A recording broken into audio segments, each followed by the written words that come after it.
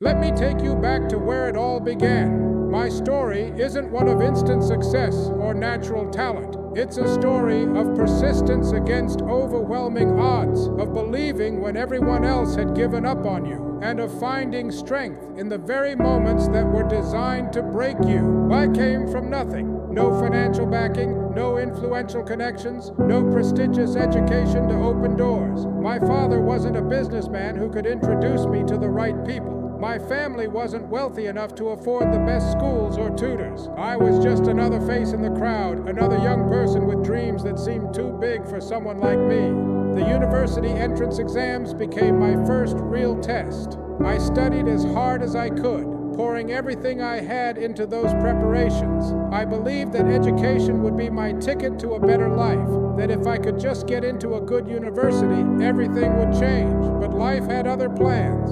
The first rejection letter arrived, and I told myself it was just bad luck. There would be another chance. So I tried again. The second rejection hurt more than the first because it made me question whether I was smart enough, whether I had what it took. But I wasn't ready to give up. I tried a third time, believing that persistence would eventually pay off. When the third rejection came, something inside me broke. I remember sitting there, holding that letter, feeling like the universe was telling me that I simply wasn't good enough. The dream of attending a prestigious university was dead. All around me, my peers were celebrating their acceptances, planning their futures, while I was left wondering what I would do next. In the end, I enrolled in a teacher's college. It wasn't my first choice. It wasn't even my second or third choice. In my city, it was considered a lower-tier institution, the kind of place where people who couldn't make it anywhere else ended up. Some saw it as settling. I chose to see it differently. That teacher's college became the foundation of everything I would later build.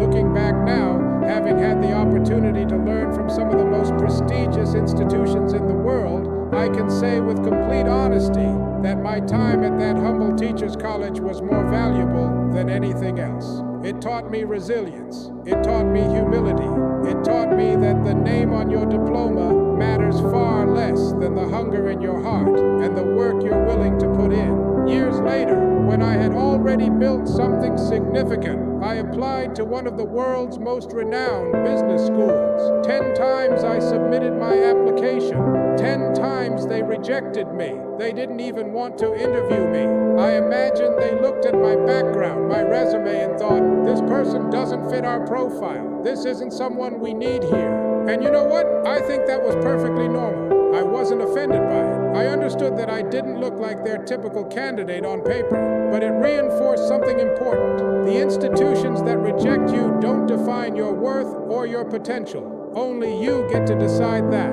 The struggle, when hope feels distant. Those early years were brutal. After finishing my education, I took a teaching position at a university. The irony wasn't lost on me. I was now working at the very type of institution that had rejected me as a student, but the reality of that job was far from glamorous. My monthly salary was approximately $50. $50 to cover rent, food, transportation, everything. I remember calculating how much I could spend on each meal, how I could stretch every dollar to make it to the end of the month. There were days when I wondered if I had made the right choices, if there was any point to the struggle. The frustration was overwhelming at times. I would see my former classmates who had gone into business or other fields, and they seemed to be moving forward while I felt stuck. I was educated, I was working hard, but financially, I was barely surviving. It would have been easy to become bitter, to blame the system or my circumstances. But something inside me refused to accept that this was how my story would end. I couldn't articulate it clearly at the time, but I felt that there was something more waiting for me. I felt that if I kept working, if I kept learning, if I kept pushing forward, eventually an opportunity would present itself. I just had to be ready when it came. I worked harder than anyone around me, not because I enjoyed struggle for its own sake, but because I understood that I had to prove something, not to others, but to myself.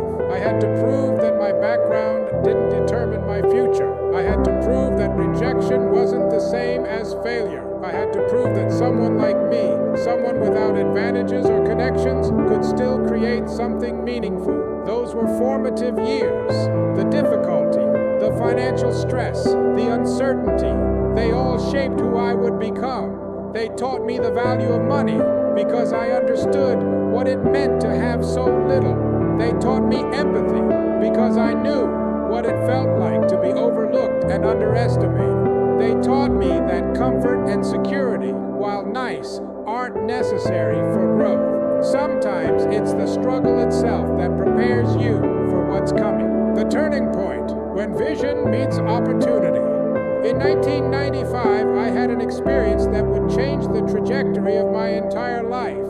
I traveled to the United States for the first time, and there I encountered something that most people were still skeptical about: the internet. I remember sitting in front of a computer, watching information flow across the screen, and feeling this electric sense of possibility. Most people around me saw it as a novelty, a toy for academics and tech enthusiasts. But I saw something different. I saw a tool that could connect people across vast distances, that could democratize access to information, that could fundamentally change how business was conducted. I thought to myself, this could be significant, not just incrementally important, but world-changing. I'll be honest with you, I never imagined it would become as ubiquitous and transformative as it is today. Nobody could have predicted the full extent of how the internet would reshape every aspect of human society. But I didn't need to see the complete picture. I just needed to see enough to know that there was an opportunity worth pursuing. When I returned home and tried to explain my vision to people, the response was almost universally negative. Friends thought I was being naive. Family members worried I was making a mistake. Even people in the business community dismissed the internet as something that would never work in our market. They said things like, "That's an interesting idea, but it's not practical here," or "You're thinking too far ahead," or "Why would anyone want to buy things online?" But here's what I learned from observing successful people throughout my life. They don't think like everyone else. I've been fortunate enough to meet and learn from some of the most successful entrepreneurs, innovators, and business leaders in the world. People whose names you would recognize instantly. And while they all have different styles and approaches, they share certain fundamental characteristics.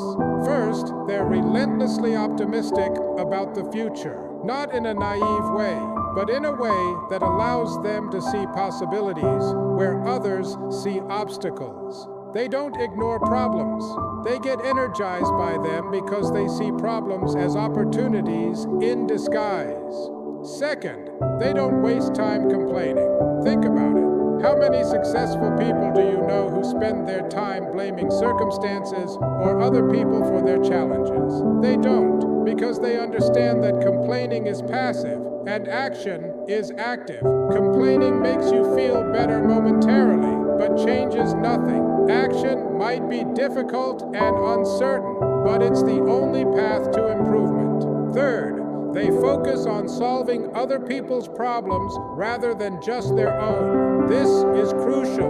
Where do opportunities come from? They come from the gaps between what people need and what's currently available. They come from the frustrations people express, the inefficiencies they tolerate, the wishes they have. If you listen to what people complain about and you think, "I could solve that," you found opportunity. Some people sit around complaining about problems. Successful people sit around thinking about solutions. The shift from "why is this so difficult" to "how could I make this easier" is the shift from consumer to creator, from passive to active, from ordinary to extraordinary. When everyone agrees that something is a good idea, why would that opportunity be uniquely yours? By the time consensus forms, the window has often closed. The biggest opportunities exist precisely in those moments when most people disagree, when most people are skeptical, when most people think you're crazy for even trying. The principle, belief before proof. Here's the hard truth that nobody wants to hear. You will almost never have unanimous support when you're doing something truly innovative. If you wait for everyone to believe in your vision, your investors, your friends, your family, your colleagues, you'll wait forever. What matters is that you believe in it. What matters is that you can articulate why you believe in it. What matters is that you can find a core team of people who share that belief and are willing to work alongside you to make it real. Let me take you back to where it all began. My story isn't one of instant success or natural talent. It's a story of persistence against overwhelming odds, of believing when everyone else had given up on you, and of finding strength in the very moments that were designed to break you. I came from nothing, no financial backing, no influential connections, no prestigious education to open doors. My father wasn't a businessman who could introduce me to the right people. My family wasn't wealthy enough to afford the best schools or tutors. I was just another face in the crowd, another young person with dreams that seemed too big for someone like me. The university entrance exams became my first real test. I studied as hard as I could, pouring everything I had into those preparations. I believed that education would be... The first rejection letter arrived, and I told myself it was just bad luck. There would be another chance. So I tried again. The second rejection hurt more than the first BEMI ticket to a better life. That if I could just get into a good university, everything would change. But life had other plans, cause it made me question whether I was smart enough, whether I had what it took, but I wasn't ready to give up. I tried a third time, believing that persistence would eventually pay off.